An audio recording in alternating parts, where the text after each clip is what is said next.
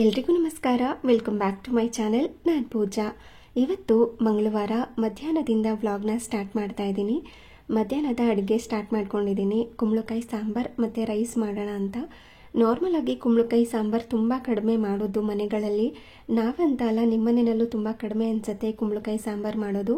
ಈ ಥರ ಒಮ್ಮೆ ಕುಂಬಳಕಾಯಿ ಸಾಂಬಾರನ್ನ ಮಾಡಿ. ಸಿಹಿ ಕುಂಬಳಕಾಯಿದು ತುಂಬ ಚೆನ್ನಾಗಿರುತ್ತೆ. ಟೇಸ್ಟ್ ಮಾತ್ರ ದೇವಸ್ಥಾನದಲ್ಲಿ ನಾವು ಸಾಂಬಾರೆಲ್ಲ ತಿಂತೀವಲ್ವ, ಅನ್ನ ಸಾಂಬಾರ್ ಅದೇ ಥರನೇ ಬರುತ್ತೆ. ಯಾವುದೇ ಥರ ಈರುಳ್ಳಿ, ಬೆಳ್ಳುಳ್ಳಿ, ಶುಂಠಿ ಏನು ಹಾಕ್ಕೊಳ್ದೆ ಮಾಡ್ತಾ ಇರುವಂಥ ಸಾಂಬಾರಿದು. ಅದೆಲ್ಲ ಹಾಕ್ಕೊಳ್ದೆ ಇದ್ರೂ ಕೂಡ ತುಂಬಾ ಟೇಸ್ಟಿಯಾಗಿ ಬರುತ್ತೆ.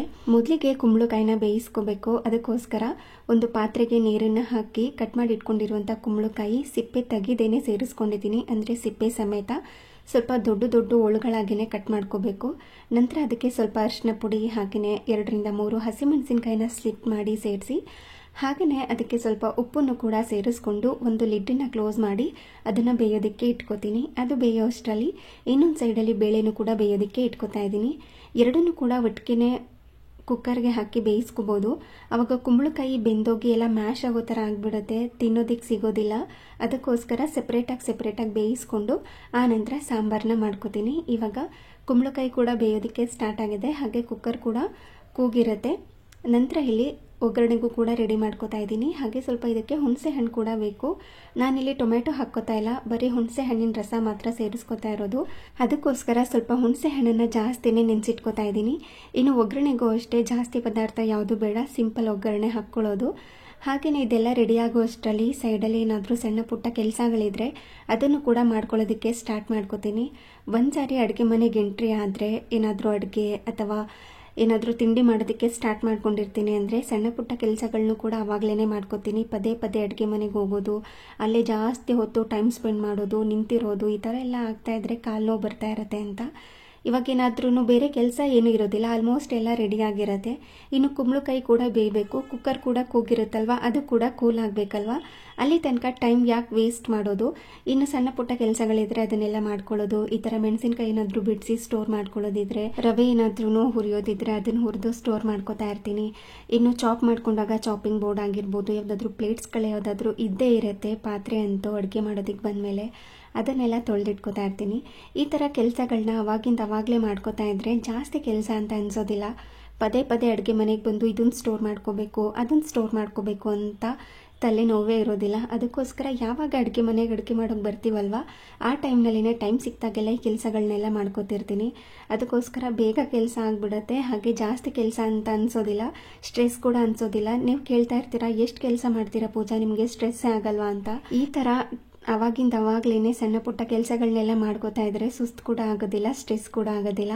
ಆರಾಮಾಗಿ ಕೆಲಸ ಎಲ್ಲ ಮುಗ್ದೋಗ್ಬಿಡುತ್ತೆ. ಹಾಗೆಯೇ ಅಡುಗೆ ಮನೆಯೂ ಕೂಡ ತುಂಬ ನೀಟಾಗಿ ಕಾಣಿಸ್ತಾ ಇರುತ್ತೆ. ಈ ಥರ ಮೆಣಸಿನಕಾಯಿ ಅಥವಾ ಅಂಗಡಿಯಿಂದ ಏನಾದ್ರೂ ದಿನಸಿನ ತಂದಾಗ ಪ್ಯಾಕೆಟಲ್ಲಿ ಹಾಗೆ ಇಟ್ಕೊಂಡಿರ್ತೀವಿ ಪ್ಲಾಸ್ಟಿಕ್ ಕವರಲ್ಲಿ. ಅದಕ್ಕಿಂತ ಅವಾಗಲೇ ಈ ಥರ ಸ್ಟೋರ್ ಮಾಡ್ಕೋತಾ ಇದ್ರೆ ಅಡುಗೆ ಮನೆಯೂ ಕೂಡ ನೀಟಾಗಿ ಕಾಣಿಸ್ತಾ ಇರುತ್ತೆ.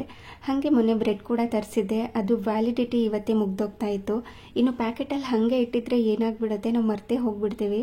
ಅದಕ್ಕೋಸ್ಕರ ಒಂದು ಪ್ಲೇಟ್ಗೆ ಹಾಕಿ ಅದನ್ನು ಕಾಣೋ ಥರ ಎತ್ತಿಟ್ಕೊಂಡಿರ್ತೀನಿ. ನೋಡಿದಾಗ ತಿನ್ನಬೇಕು ಅನಿಸ್ತಿರುತ್ತಲ್ವ, ಅವಾಗ ಎತ್ಕೊಂಡು ತಿನ್ಬೋದು ಅಂತ. ಇನ್ನು ಪ್ಯಾಕೆಟಲ್ಲಿ ಹಾಗೆ ಇಟ್ಟರೆ ನಮಗೆ ಕಣ್ಣಿಗೆ ಕಾಣಿಸೋದಿಲ್ಲ. ಕೆಲವೊಂದು ಸಾರಿ ಕಣ್ಮುಂದೆ ಇದ್ರೂ ಕೂಡ ಅದು ನಮಗೆ ಗೊತ್ತೇ ಆಗೋದಿಲ್ಲ ಇದನ್ನು ತಿನ್ನಬೇಕು, ಖಾಲಿ ಮಾಡಬೇಕು ಅಂತ. ಅದಕ್ಕೋಸ್ಕರ ಪ್ಲೇಟ್ಗೆ ಹಾಕಿ ಇಟ್ಟಾಗ ಗೊತ್ತಾಗ್ಬಿಡುತ್ತೆ ಇದನ್ನು ತಿನ್ನಬೇಕು ಅಂತ. ಅದಕ್ಕೋಸ್ಕರ ಆ ರೀತಿ ಪ್ಲೇಟ್ಗೆ ಹಾಕಿ ಎತ್ತಿಟ್ಕೊಂಡಿದ್ದೀನಿ. ಬೆಳಿಗ್ಗೆನೇ ಡ್ರೈ ಫ್ರೂಟ್ಸ್ ಹಾಲು ಮಾಡ್ಕೊಳ್ಳೋಣ ಅಂತ ಡ್ರೈ ಫ್ರೂಟ್ಸ್ನೆಲ್ಲ ನೆನ್ನೆ ರಾತ್ರಿನೇ ನೆನೆಸಿಟ್ಕೊಂಡಿದ್ದೆ. ಬೆಳಿಗ್ಗೆ ಕೆಲಸ ಜಾಸ್ತಿ ಆಗಿ ಮಾಡ್ಕೊಳ್ಳೋದಕ್ಕೆ ಆಗಿರಲಿಲ್ಲ, ಅದಕ್ಕೋಸ್ಕರ ಇವಾಗ ಮಾಡ್ತಾ ಇದ್ದೀನಿ. ಇಲ್ಲಿ ಒಣ ದ್ರಾಕ್ಷಿ ಮತ್ತು ಕಪ್ಪು ದ್ರಾಕ್ಷಿ ಮತ್ತು ಗೋಡಂಬಿ, ಬಾದಾಮಿ, ವಾಲ್ನಟ್ ಆಗಿರ್ಬೋದು, ಮತ್ತು ಕೆಲವೊಂದು ಸೀಡ್ಸ್ಗಳೆಲ್ಲ ಇರುತ್ತಲ್ವ, ಅದನ್ನೆಲ್ಲ ನೀರಿನಲ್ಲಿ ಹಾಕಿ ನಿನ್ನೆ ರಾತ್ರಿನೇ ನೆನೆಸಿಟ್ಕೊಂಡಿದ್ದೆ. ಅದನ್ನು ಬೆಳಿಗ್ಗೆ ರುಬ್ಕೊಂಡು ಕಾಯಿಸಿರುವಂಥ ಹಾಲಿನೊಳಗಡೆ ಹಾಕಿ ಮಿಕ್ಸ್ ಮಾಡಿಕೊಂಡು ಕುಡಿಯೋದು ತುಂಬಾ ಟೇಸ್ಟಿಯಾಗಿರುತ್ತೆ. ಹಾಗೆಯೇ ನಿಮಗೆ ಸ್ವೀಟ್ ಏನಾದರೂ ಬೇಕು ಅಂತಂದರೆ ಸಕ್ಕರೆನ ಹಾಕ್ಕೋಬೋದು, ಇಲ್ಲಾಂದರೆ ಹನಿನ ಹಾಕ್ಕೋಬೋದು. ಅದೆಲ್ಲ ನಮಗೆ ಬೇಡ ಅಂದರೆ ಇನ್ನು ನಾರ್ಮಲ್ ಖರ್ಜೂರ ಇರುತ್ತಲ್ವ, ಅದನ್ನು ಹಾಕಿ ರುಬ್ಕೊಂಡ್ರೆ ಅದು ಕೂಡ ಸ್ವೀಟಾಗೇ ಇರುತ್ತೆ. ನಾನಿವತ್ತು ಇದಕ್ಕೆ ಹನಿನ ಹಾಕಿ ಮಿಕ್ಸ್ ಮಾಡ್ಕೋತಾ ಇದ್ದೀನಿ.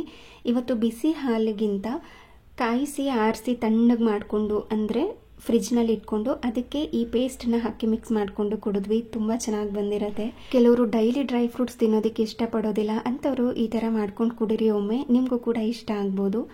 ಹಾಗೆಯೇ ಇಲ್ಲಿ ಸಾಂಬಾರು ಕೂಡ ರೆಡಿ ಆಗ್ತಾ ಇತ್ತು. ಸ್ವಲ್ಪ ಅಡುಗೆ ಲೇಟಾಗಿ ಮಾಡೋದಕ್ಕೆ ಸ್ಟಾರ್ಟ್ ಮಾಡಿದ್ದೆ, ಸೊ ಹಾಗಾಗಿ ಇದನ್ನು ಮಾಡಿಕೊಟ್ಟು ಲೇಟಾಗಿ ಊಟ ಮಾಡೋಣ ಅಂತ ರೆಡಿ ಮಾಡ್ಕೊತಾ ಇದ್ದೀನಿ. ಇವಾಗ ಬೇಳೆ ಕೂಡ ಬೆಂದಿರುತ್ತೆ, ನಾವು ಕುಂಬಳಕಾಯಿನ ಬೇಯೋದಕ್ಕೆ ಇಟ್ಕೊಂಡಿದ್ವಿ ಅಲ್ವಾ, ಅದು ಕೂಡ ಬೆಂದಿರುತ್ತೆ. ಈ ಕುಂಬಳಕಾಯಿ ಬೆಂದಿದೆ ಅಲ್ವಾ, ಅದರೊಳಗಡೆ ಬೆಂದಿರುವಂಥ ಬೇಳೆನ ಹಾಕಿ ಅದಕ್ಕೇನೆ ಹುಣಸೆ ಹಣ್ಣಿನ ರಸನ ಹಾಕಿ ಮತ್ತೆ ಅದನ್ನು ಕುದಿಸ್ಕೊತಾ ಇದ್ದೀನಿ.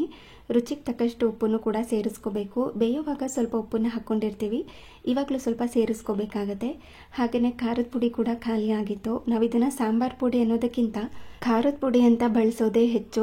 ನಾರ್ಮಲ್ ಆಗಿ ಖಾರದ ಪುಡಿ ಅಂದರೆ ಖಾರದ ಪುಡಿ ಆಗುತ್ತೆ, ಅಂದರೆ ಬರೀ ಮೆಣಸಿನ್ಕಾಯಿ ಪುಡಿ.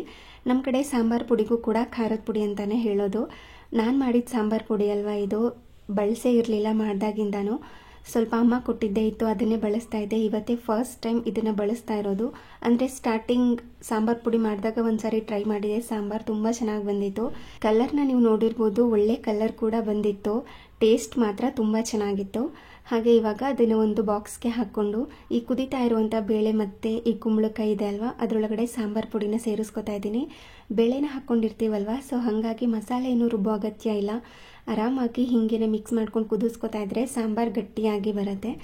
ಕೊನೆಯಲ್ಲಿ ಇದಕ್ಕೆ ಸ್ವಲ್ಪ ತೆಂಗಿನಕಾಯಿನ ರುಬ್ಬಿ ಸೇರಿಸ್ಕೊಂಡಿದ್ದೀನಿ. ಬೇರೆ ಯಾವ ಪದಾರ್ಥನೂ ಹಾಕ್ಕೊಂಡಿಲ್ಲ, ಬರೀ ತುರಿದಿಟ್ಕೊಂಡಿರೋಂಥ ತೆಂಗಿನಕಾಯಿನ ಸ್ಮೂತಾಗಿ ಪೇಸ್ಟ್ ಮಾಡಿಕೊಂಡು ಇದರೊಳಗಡೆ ಸೇರಿಸ್ಕೊತಾ ಇದ್ದೀನಿ. ಇದು ಕಂಪ್ಲೀಟ್ಲಿ ಆಪ್ಷನಲ್.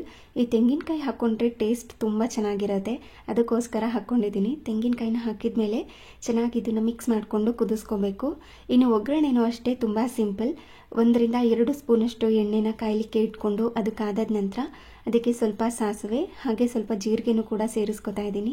ಅದಾದ ನಂತರ ಸ್ವಲ್ಪ ಹಿಂಗು, ಕರಿಬೇವಿನ ಸೊಪ್ಪು, ಒಣಗಿರುವಂಥ ಮೆಣಸಿನ್ಕಾಯಿನ ಹಾಕಿ ಒಗ್ಗರಣೆ ಕೊಟ್ಕೊಂಡು ಈ ಕುದೀತಾ ಇರುವಂಥ ಸಾಂಬಾರೊಳಗಡೆ ಸೇರಿಸ್ಕೊಂಡ್ರೆ ಟೇಸ್ಟಿ ಆಗಿರುವಂಥ ಕುಂಬಳಕಾಯಿ ಸಾಂಬಾರು ರೆಡಿಯಾಗಿರುತ್ತೆ.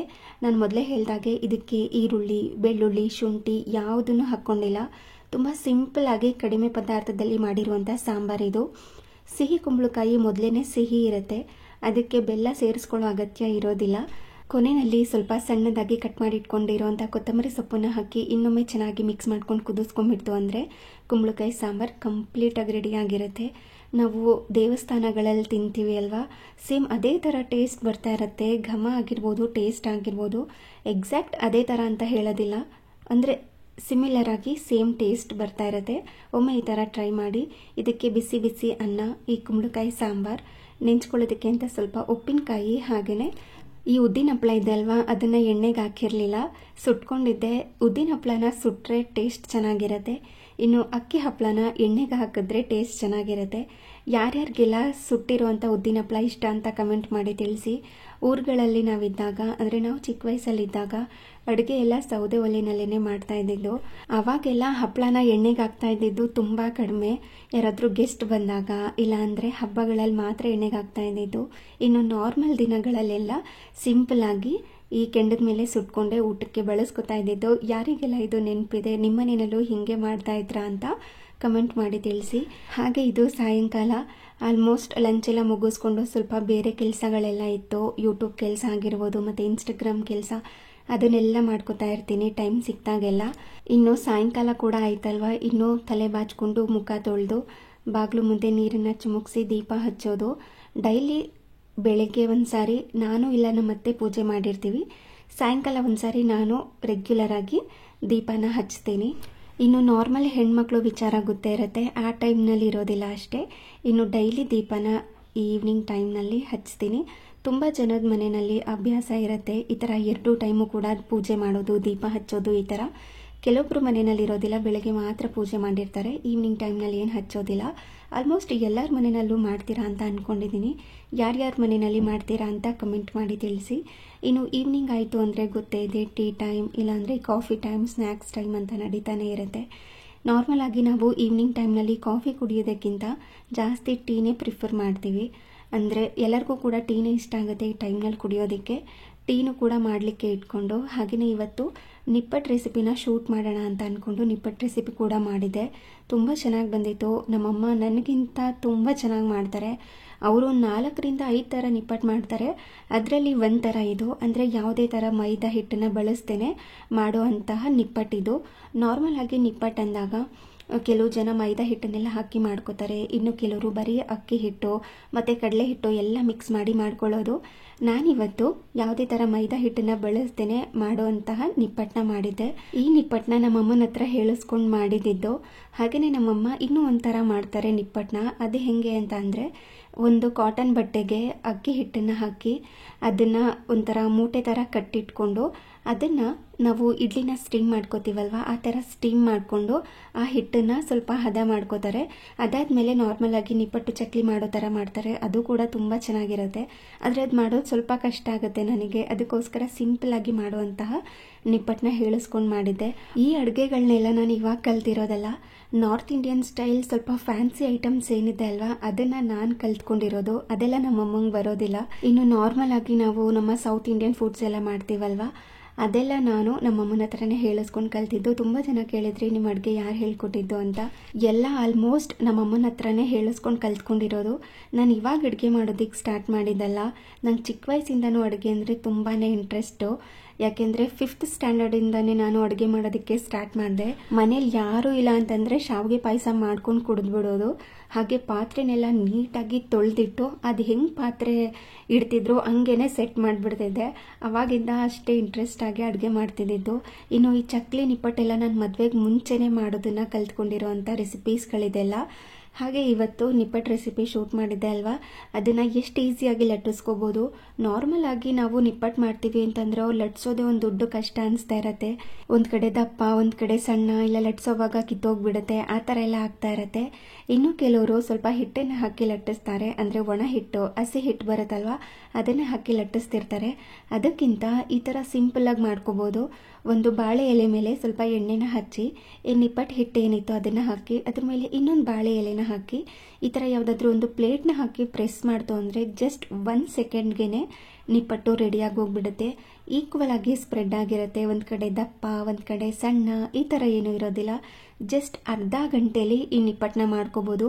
ಹಿಟ್ಟೆಲ್ಲ ಕಲಸಿ ಇಟ್ಕೊಂಡು ಒಬ್ಬರು ಬೇಯಿಸ್ತಾ ಇದ್ದು ಇನ್ನೊಬ್ರು ಈ ಥರ ಲಟ್ಸಿ ಕೊಡ್ತಾ ಇದ್ರು ಅಂದರೆ ಅರ್ಧ ಗಂಟೆಲಿ ರೆಡಿಯಾಗಿ ಹೋಗ್ಬಿಡತ್ತೆ. ನಾನು ಹೇಳ್ತಾ ಇರೋದು ಕಡಿಮೆ ಕ್ವಾಂಟಿಟಿಯಲ್ಲಿ ಮಾಡಿದಾಗ. ನೀವೇನಾದ್ರೂ ಜಾಸ್ತಿ ಕ್ವಾಂಟಿಟಿಯಲ್ಲಿ ಮಾಡ್ತೀರಾ ಅಂದರೆ ಜಾಸ್ತಿ ಟೈಮೇ ತಗೊಳುತ್ತೆ. ನೋಡ್ತಿದ್ದೀರಲ್ವ ಎಷ್ಟು ಈಸಿಯಾಗಿ ನಿಪ್ಪಟ್ಟನ್ನ ಲಟ್ಸಿ ಎಣ್ಣೆನಲ್ಲಿ ಹಾಕಿ ಬೇಯಿಸ್ಕೊತಾ ಇದ್ದೀನಿ ಅಂತ. ಟೇಸ್ಟ್ ಮಾತ್ರ ತುಂಬ ಚೆನ್ನಾಗಿ ಬಂದಿತ್ತು. ಇವಾಗಂತೂ ವರಮಹಾಲಕ್ಷ್ಮಿ ಹಬ್ಬನ ಮಾಡ್ತೀರಲ್ವ ತುಂಬ ಜನದ ಮನೆಯಲ್ಲಿ, ಅವ್ರ ಮನೆಯಲ್ಲಿ ತಟ್ಟೆ ತುಂಬೋ ಶಾಸ್ತ್ರ ಕೂಡ ಇರುತ್ತೆ. ಅಂದರೆ ಈ ಚಕ್ಲಿ, ನಿಪ್ಪಟ್ಟು, ಕರ್ಜಿಕಾಯಿ, ಒಬ್ಬಟ್ಟು, ಕಾಯಿ ಒಬ್ಬಟ್ಟು, ಬೇಳೆ ಒಬ್ಬಟ್ಟು, ಹಾಗೆಯೇ ರವೆ ಉಂಡೆ, ಈ ಥರ ವಿಧವಾದ ಸಿಹಿ ತಿನಿಸುಗಳು, ಇಲ್ಲಾಂದರೆ ಈ ಥರ ಖಾರ ಐಟಮ್ಸ್ಗಳನ್ನೆಲ್ಲ ಮಾಡಿ ತಟ್ಟೆ ತುಂಬಿ ಇಟ್ಟಿರ್ತೀರ. ಅಂಥವ್ರಿಗೆ ಹೆಲ್ಪ್ ಆಗಲಿ ಅಂತ ಚಕ್ಲಿ ನಿಪ್ಪಟ್ಟು ರೆಸಿಪಿನ ಹಾಕ್ತಾ ಇದ್ದೀನಿ. ತುಂಬ ಎಕ್ಸ್ಪರ್ಟ್ ಇರೋರಿಗೆ ನಾನು ಇದನ್ನು ಹೇಳ್ತಾ ಇಲ್ಲ. ಇವಾಗ ಹೊಸದಾಗಿ ಅಡುಗೆ ಮಾಡೋರು, ಇಲ್ಲಾಂದರೆ ಅಡುಗೆ ಬರದೇ ಇರೋರು, ಇಲ್ಲ ನಿಪ್ಪಟ್ಟು ಮಾಡೋದಕ್ಕೆ ಬರದೇ ಇರೋರು ಇರ್ತಾರಲ್ವ, ಅಂಥವ್ರಿಗೋಸ್ಕರ ಈ ರೆಸಿಪಿನ ಶೇರ್ ಮಾಡ್ತಾ ಇದ್ದಿದ್ದು. ತುಂಬ ಚೆನ್ನಾಗಿ ಬಂದಿತ್ತು ಮಾತ್ರ ನಿಪ್ಪಟ್ಟು. ನಾನು ತುಂಬ ಸಾರಿ ಟ್ರೈ ಮಾಡಿದ್ದೀನಿ. ಯಾವಾಗಲೂ ಇದೇ ಥರ ಬರುತ್ತೆ, ಇದೇ ಟೇಸ್ಟ್ ಬರುತ್ತೆ. ನಾನು ಇನ್ನೂ ಒಂಥರ ಮಾಡ್ತೀನಿ, ಕೊತ್ತಂಬರಿ ಸೊಪ್ಪು, ಹಸಿಮೆಣಸಿನ್ಕಾಯಿನೆಲ್ಲ ಹಾಕಿ, ಅದು ಕೂಡ ತುಂಬ ಚೆನ್ನಾಗಿರುತ್ತೆ. ಇವತ್ತು ಡಿಫ್ರೆಂಟಾಗಿ ಮಾಡಿದಂಥ ನಿಪ್ಪಟ್ಟಿದ್ದು, ಅಂದರೆ ನಮ್ಮಮ್ಮ ಮಾಡೋವಂಥ ನಿಪ್ಪಟ್ಟುಗಳಲ್ಲಿ ಇದು ಕೂಡ ಒಂದು. ಆ ರೆಸಿಪಿನ ಶೇರ್ ಮಾಡಿದೆ. ಇನ್ನು ನಿಪ್ಪಟ್ಟು ಚಕ್ಲಿನೆಲ್ಲ ಬೇಯಿಸ್ಕೊಳ್ಳೋದು ಕೂಡ ಒಂದು ಟ್ರಿಕ್ಸ್ ಇರುತ್ತೆ ಆಯಿತಾ. ನೀವು ಯಾವಾಗಲಾದ್ರೂ ನಿಪ್ಪಟ್ಟು ಚಕ್ಲಿನ ಬೇಯಿಸೋವಾಗ ತೀರಾ ಸಿಮ್ನಲ್ಲಿ ಇಟ್ಕೊಂಡು ಬೇಯಿಸಿದ್ರೆ ಏನಾಗ್ಬಿಡುತ್ತೆ ಅಂದರೆ ಕುಟುಂಬ ಥರ ಆಗಿಬಿಡುತ್ತೆ. ಅಂದರೆ ಗಟ್ಟಿ ಆಗುತ್ತೆ ನೋಡಿ, ಆ ಥರ ಆಗಿಬಿಡುತ್ತೆ. ನೀವು ಯಾವಾಗ ಎಣ್ಣೆ ಒಳಗಡೆ ಚಕ್ಲಿ ನಿಪ್ಪಟ್ಟನ್ನು ಹಾಕೋದಕ್ಕೆ ಸ್ಟಾರ್ಟ್ ಮಾಡ್ತೀರಲ್ವ, ಆವಾಗಿಂದನೇ ಮೀಡಿಯಮ್ ಫ್ಲೇಮ್ನಲ್ಲಿ ಇಟ್ಕೊಂಡು ಬೇಯಿಸ್ಕೊಳ್ಳಿ. ಕಲರ್ ಕೂಡ ತುಂಬ ಚೆನ್ನಾಗಿ ಬರುತ್ತೆ, ಹಾಗೆ ತುಂಬ ಕ್ರಿಸ್ಪಿಯಾಗಿ ಬರುತ್ತೆ ಆಯಿತಾ. ಕುಟುಂಬ ಮತ್ತು ಗಟ್ಟಿಯಾಗಿ ಆಗೋದು, ಮುರಿದ್ರೆ ಮುರಿಯೋ ಥರನೇ ಇರೋದಿಲ್ಲ, ಅಷ್ಟು ಗಟ್ಟಿಯಾಗಿ ಆಗ್ಬಿಡುತ್ತೆ ನೋಡಿ. ಆವಾಗೆಲ್ಲ ನೀವು ಸಿಮ್ನಲ್ಲಿ ಇಟ್ಕೊಂಡು ಬೇಯಿಸ್ಕೊಂಡಿರ್ತೀರಾ ಅಂತ. ಇನ್ನು ಕ್ರಿಸ್ಪಿಯಾಗಿ ಬಂದಿದೆ ಅಂದರೆ ಆವಾಗ ನೀವು ಪರ್ಫೆಕ್ಟಾಗಿ ಮೀಡಿಯಮ್ ಫ್ಲೇಮ್ನಲ್ಲಿ ಇಟ್ಕೊಂಡು ಬೇಯಿಸ್ಕೊಂಡಿದ್ದೀರಾ ಅಂತ ಅರ್ಥ. ಅಂದರೆ ನಿಪ್ಪಟ್ಟು ಚಕ್ಲಿನೆಲ್ಲ ಫ್ರೈ ಮಾಡ್ಕೊಂಡಿದ್ದೀರಾ ಅಂತ ಅರ್ಥ. ಮೀಡಿಯಮ್ ಫ್ಲೇಮ್ನಲ್ಲಿ ಇಟ್ಕೊಂಡ್ರೆ ತುಂಬ ಚೆನ್ನಾಗಿ ಬೇಯುತ್ತೆ, ಅಂದರೆ ಫ್ರೈ ಆಗುತ್ತೆ. ನೀವು ಅನ್ಕೋಬೋದು ಬೇಗ ಕಪ್ಪಗಾಗ್ಬಿಡುತ್ತೆ ಅಂತ. ಡೆಫಿನೆಟ್ಲಿ ಇಲ್ಲ. ನನ್ನ ಎಕ್ಸ್ಪೀರಿಯೆನ್ಸಲ್ಲಿ ನಾನು ಹೇಳ್ತಾ ಇದ್ದೀನಿ. ನಾನು ತುಂಬ ಸಾರಿ ಟ್ರೈ ಮಾಡಿ ಈ ಟ್ರಿಕ್ಸ್ನ ಕಂಡುಹಿಡ್ಕೊಂಡಿರೋದು. ಇದೆಲ್ಲ ತುಂಬ ಜನಕ್ಕೆ ಗೊತ್ತೇ ಇರುತ್ತೆ, ಇಲ್ಲ ಅಂತ ಅಲ್ಲ. ಗೊತ್ತಿಲ್ಲದೆ ಇರೋರಿಗೆ ಹೇಳ್ತಾ ಇದ್ದೀನಿ ಅಷ್ಟೇ. ಮೀಡಿಯಮ್ ಟು ಲೋ ಫ್ಲೇಮ್ನಲ್ಲೆಲ್ಲ ಇಟ್ಕೋಬೇಡಿ, ಮೀಡಿಯಮ್ ಫ್ಲೇಮ್ನಲ್ಲೇ ಇಟ್ಕೊಂಡೇ ಬೇಯಿಸ್ಕೊಳ್ಳಿ. ತುಂಬ ಚೆನ್ನಾಗಿ ನಿಪ್ಪಟ್ಟು ಚಕ್ಲಿ ಕ್ರಿಸ್ಪಿಯಾಗಿ ಬರುತ್ತೆ. ಹಾಗೆಯೇ ನೈಟ್ ಡಿನ್ನರ್ ಎಲ್ಲ ಮುಗಿಸ್ಕೊಂಡಿದ್ದಾಯಿತು. ಮಧ್ಯಾಹ್ನ ಸಾಂಬಾರು ಮಾಡಿದರೆ ನೈಟ್ ಟೈಮ್ ನಾನು ಆಲ್ಮೋಸ್ಟ್ ಯಾವ ಅಡುಗೆನೂ ಮಾಡೋದಿಲ್ಲ. ಜಸ್ಟ್ ಬಿಸಿ ಬಿಸಿಯಾಗಿ ರೈಸ್ ಅಥವಾ ಮುದ್ದೆ ಏನಾದರೂ ಮಾಡ್ಕೊಂಡಿರ್ತೀನಿ ಅಷ್ಟೇ. ಅದೇ ಸಾಂಬಾರು ಉಳಿದಿತ್ತು, ಸೊ ಹಾಗಾಗಿ ಅದೇ ಡಿನ್ನರ್ ಆಯಿತು. ಇನ್ನು ಸ್ವಲ್ಪ ಮೊಳಕೆ ಕಟ್ಟಬೇಕು ಅಂತ ಹುರುಳಿಕಾಳನ್ನು ಕೂಡ ನೆನೆ ಹಾಕೋತಾ ಇದ್ದೆ.